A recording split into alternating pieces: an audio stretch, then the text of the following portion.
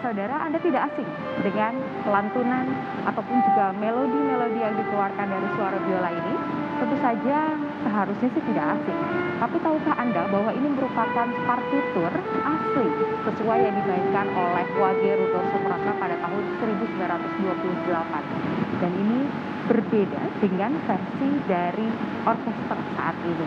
Nah, untuk mengetahui perbedaannya di mana, kemudian apakah ada makna juga yang berbeda, ada pesan yang kemudian berbeda yang dikenal kita saat ini dengan yang Pak Wage mainkan saat itu, saya akan mengajak Anda untuk berbincang dengan Mas Kiki Witananda.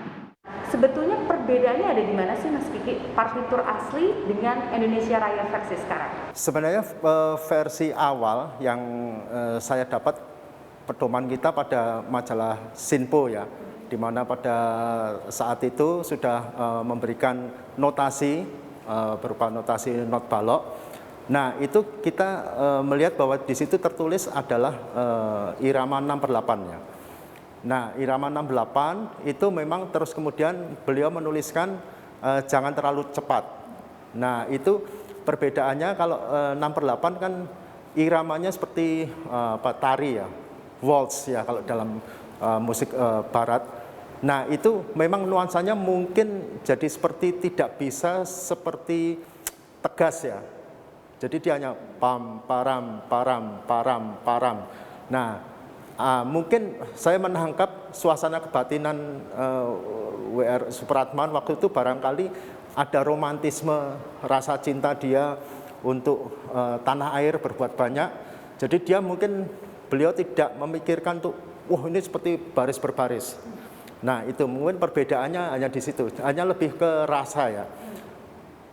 Terus kemudian mungkin hanya masalah notasi, memang ada yang juga kemudian pada tahun 44 dirubah sedikit, tapi esensi struktur dan sebagainya tidak berubah karena ini struktur bentuk lagu 3 bagian, artinya A, B, C. Jadi di situ sama sekali panitia tidak merubah banyak, hanya ada beberapa mungkin seperti semuanya, dulunya semua, kemudian dirubah hanya ditambah 1 nada do, jadi semuanya, kemudian lain-lainnya 6/8, kemudian dirubah menjadi 4/4, seperti yang kita kenal sekarang ini. Nah, apakah perubahan tersebut juga maknanya ataupun suasananya juga jadi berbeda? Apa kira-kira yang mau disampaikan dengan versi orkestra 4/4 yang tadi Mas Kiki sebutkan? Saya pikir kalau perubahan suasana tidak terlalu banyak ya, tapi memang yang jelas begitu dirubah menjadi 4/4, itu suasana marsianya, gelora orang menyanyikan dengan semangat itu lebih dapat. Itu dari segi musikalnya ya.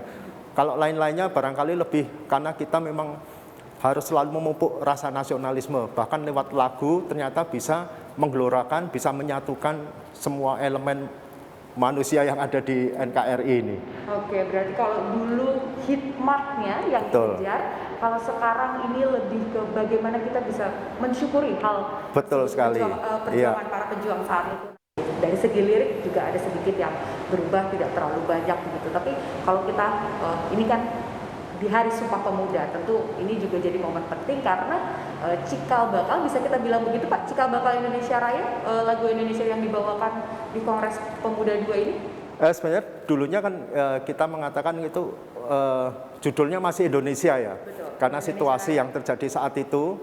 Jadi mungkin Supratman lebih berusaha, dan juga waktu itu panitia kongres juga berhati-hati sekali dalam terutama kita tidak hanya musik, tidak hanya bicara masalah instrumental, namun di balik itu ada syair. Nah, syair itu yang paling akan yang sangat krusial ya, karena begitu salah pada saat itu kita mengatakan mulia misalnya diganti merdeka, itu sudah ceritanya udah lain. Jadi itu memang suatu cikal yang luar biasa.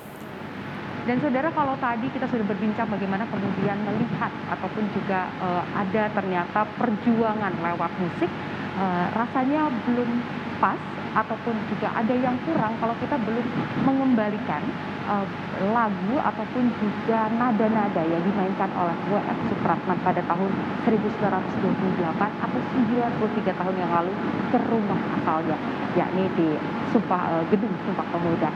Dan saatnya kita mendengarkan bagaimana lantunan-lantunan tersebut dimainkan, diwakilkan oleh Mas Vicky Kutanan.